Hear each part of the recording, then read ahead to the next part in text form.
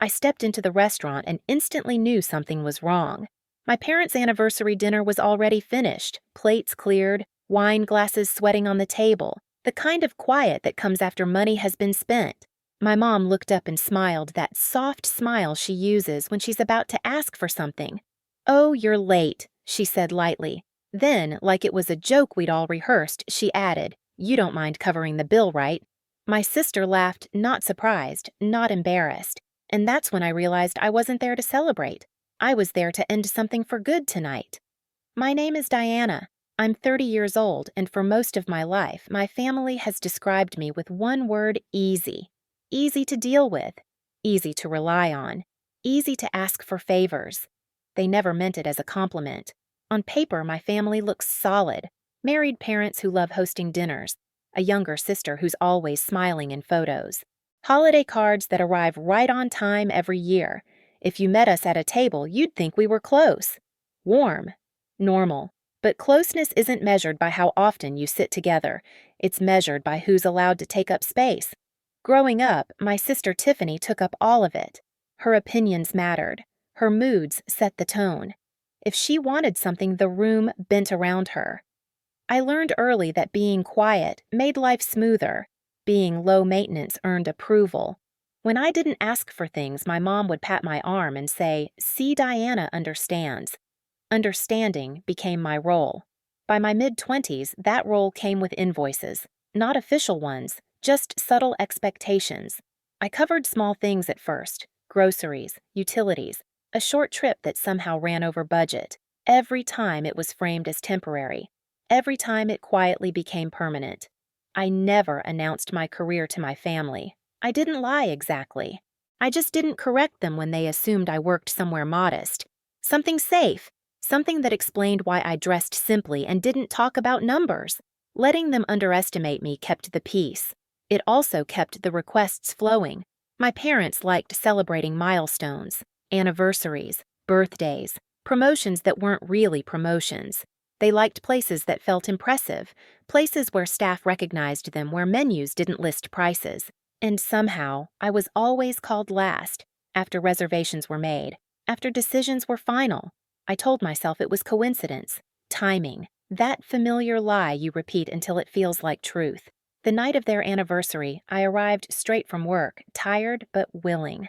I brought a small gift, thoughtful, personal, something that said I showed up even if I was late. But as I stood there looking at empty plates and relaxed smiles, I felt that old tightening in my chest, the one that whispered, "You already know how this ends." I watched my mother's eyes flick briefly to the check folder, watched my father lean back satisfied, watched my sister scroll on her phone completely unbothered. They weren't waiting for me to join them. They were waiting for me to perform. And for the first time, instead of shrinking into that familiar role, I wondered what would happen if I didn't play it anymore. I slid into the chair they'd left for me, the only one without a jacket draped over the back. The table still smelled like butter and wine, rich and finished. My mom reached for her water glass and sighed the way people do when a performance has wrapped successfully. "You should have been here earlier," she said, not accusing, just stating a fact. "The service was amazing." My dad nodded already, loosening his collar. "You missed the best part." Tiffany didn't even look up from her phone. "We saved you dessert," she said, then laughed softly. "Well, sort of." A server approached with the leather check folder and placed it neatly in the center of the table. No one touched it. No one needed to. It just sat there waiting. For me? My mom tilted her head again. "You don't mind taking care of this, right? We figured since you're working so much lately." She let the sentence trail off like generosity was implied, like this was a shared understanding between adults. Tiffany finally looked up her eyes, flicking from the check to my face. "Relax," she said. "You're always good at handling stuff like this." Then she smiled, amused, still clueless as ever. That word landed harder than I expected. I glanced around the table. My dad avoided my eyes. My mom's smile didn't move. Tiffany had already gone back to her screen, and suddenly something shifted. Not anger. Not yet. Just clarity. I replayed the past year in my head, the last-minute dinner invites, the texts that always came after reservations were made. The way I was never asked what worked for me, only informed. I thought about how tonight's invite had come with no time, just a place. "We're already here," my mom had said. "Join us when you can." When you can. I looked at the plates again, completely clean, no crumbs, no hesitation. They hadn't been waiting for me to eat. They'd been waiting for me to arrive. I realized then that this wasn't about celebration, or family, or even money. It was about certainty. They were certain I would show up, certain I would pay, certain I wouldn't make it uncomfortable. That certainty had taken years to build layer by layer every time I stayed quiet to keep things smooth. The check folder felt heavier just sitting there. I reached for my glass, took a slow sip of water, and said nothing. I didn't argue. I didn't explain. I didn't defend myself. Because in that moment, I understood something I'd been avoiding for a long time. This wasn't a misunderstanding. This was a system. And systems don't break from conversations. They break when someone stops feeding them. I paid the bill that night, not because I felt obligated and not because I was afraid. I paid because I needed one last clean data point, one final confirmation that I wasn't imagining the pattern. On the drive home, the city lights blurred past my windshield. My phone buzzed once. A text from my mom. "Thank you for handling that. We knew we could count on you." No heart emoji, no warmth, just relief. Like a task had been completed. At home, the silence felt different. Not heavy. Focused. I set my keys down, kicked off my shoes, and opened my laptop. The screen glowed against the dark room, steady and honest. I didn't open my work files. I opened the folder I never liked touching. The one I'd been adding to for years without naming it out loud. Payments, bills, transfers, support. Each entry was small on its own, reasonable, defensible. Together, they told a very different story. I scrolled slowly. Dinner after dinner, travel expenses, emergency loans that were never repaid, utilities I'd been covering without being asked anymore. It wasn't generosity. It was infrastructure. I leaned back in my chair and let the numbers settle. The total wasn't what shocked me. It was the timeline, how early it started, how quietly it grew, how naturally everyone adjusted their lives around it. Caleb came into the room holding 2 mugs of coffee. He didn't ask what I was doing. He never did. He just set one beside me and waited. "They didn't even pretend tonight," I said. He nodded. "They didn't have to." I told him what Tiffany had said. The laugh, the word clueless. Caleb's jaw tightened, but his voice stayed calm. "That's what people say when they think you'll never stop." I stared at the screen again, at the lines that had once felt like kindness and now read like obligation. "This ends," I said. Not angrily, clearly. Caleb didn't argue. He didn't cheer. He just asked one question. "Do you want to talk to someone before you do?" I already knew who.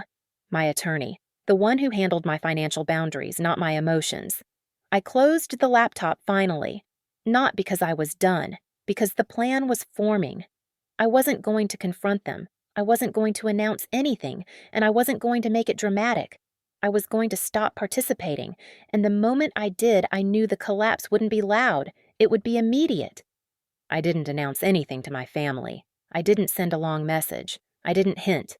I let routine do what it always did, carry them forward under the assumption that I would show up and clean up afterward. 2 weeks later, my mom texted me about dinner. Same restaurant, same tone, anniversary makeup. We should all be together. No question mark, no time. Just a place. I said yes. When I arrived that night, nothing had changed. The lighting was warm. The hostess smiled like she remembered us. My parents were already seated. Tiffany was mid-story, waving her hands dramatically while her boyfriend nodded like everything she said was fascinating. They didn't stop talking when I sat down. My mom reached for my arm briefly. "There you are," she said. "We went ahead and ordered. You know how long menus take." I smiled. Not tight, not fake. Calm. Dinner unfolded the same way it always did. Plates rotated in and out. Bottles appeared without anyone asking about price. My dad laughed louder after his second drink. Tiffany checked her phone between bites, occasionally angling it just right for photos. No one asked what I wanted. I noticed everything. The way my mom leaned back satisfied. The way my dad didn't even glance at the menu. The way Tiffany ordered something to share and slid the plate closer to herself. It was choreography, perfectly rehearsed. Halfway through the meal, my mom said casually, "Oh, did you ever hear back about that other thing?" I knew what she meant. Another expense. Another assumption. "Not yet," I said. She nodded, unconcerned. "Well, we'll talk later." Later. That word used to make my stomach tighten. Tonight, it didn't. When dessert plates arrived, I caught the server's eye and nodded slightly. She hesitated, then placed the check folder at the edge of the table. Same place. Same silence. No one moved. My mom glanced at it, then at me. "Whenever you're ready," she said gently. I didn't reach for it. Instead, I stood up. "I'm going to grab the manager for a moment," I said. The table froze. Tiffany blinked. "Why, I have a question," I said, still calm. The manager came over quickly, polite, professional. I lowered my voice just enough that the table couldn't hear everything, but enough that they knew something was happening. "Hi," I said. "I just wanted to confirm something about the account arrangements tied to this table." The manager nodded and checked his tablet. His expression shifted slightly. Not alarmed, just attentive. "Yes," he said. "It looks like previous authorizations are no longer active." My mom sat up straighter. "What does that mean?" The manager glanced between us.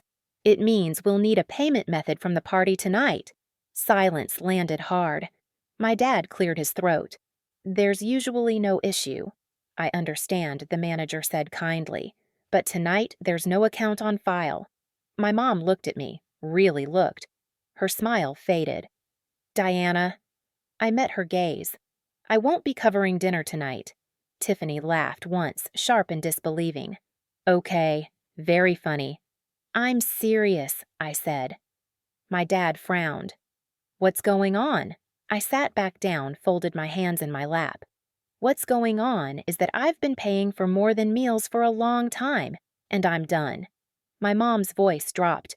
"You're doing this here. I'm not doing anything I said. I'm just not doing what you expected," Tiffany scoffed. "So you're just going to embarrass us?" I looked at her. "You weren't embarrassed when you laughed at me last time." Her mouth opened, then closed. My dad leaned forward. "This is family. You don't just stop helping without talking about it." "I've been talking," I said. "You just didn't listen." The manager shifted uncomfortably. I turned to him.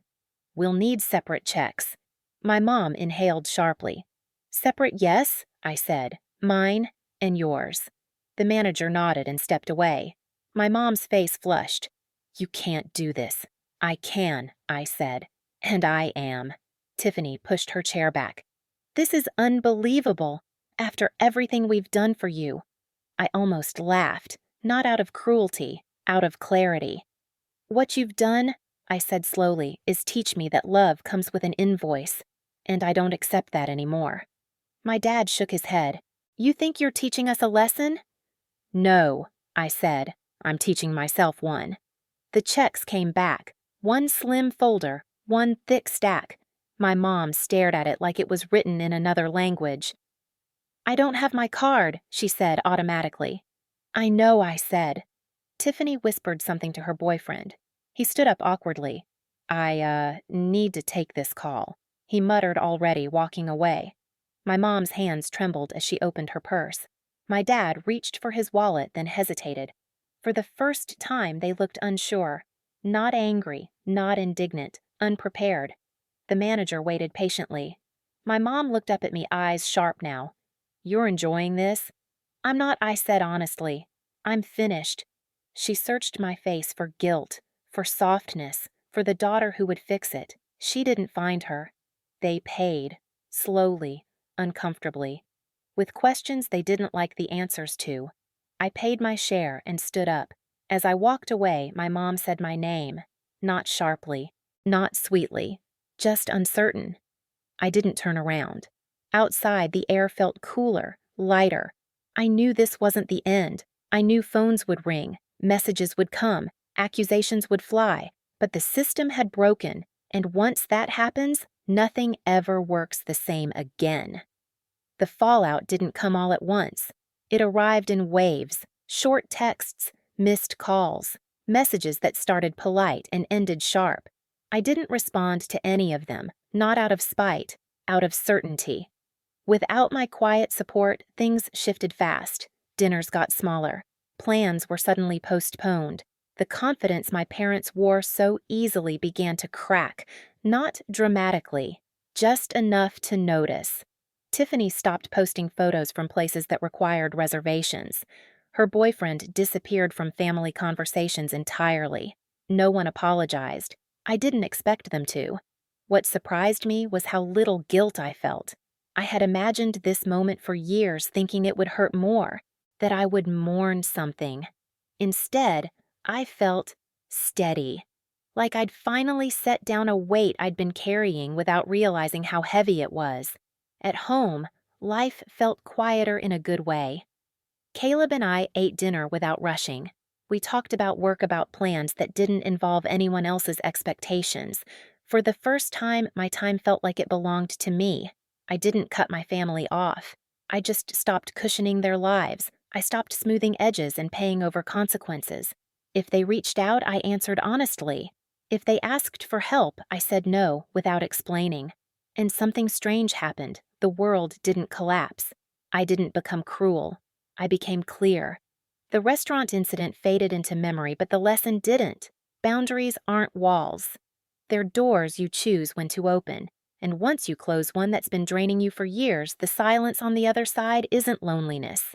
It's peace. If you've ever been the one who always shows up, always pays, always fixes what no one else wants to face, I want you to hear this. You're not selfish for stopping. You're not cruel for choosing yourself. You're allowed to set boundaries even with family. If this story felt familiar, share your thoughts in the comments. And subscribe so you don't miss the next one.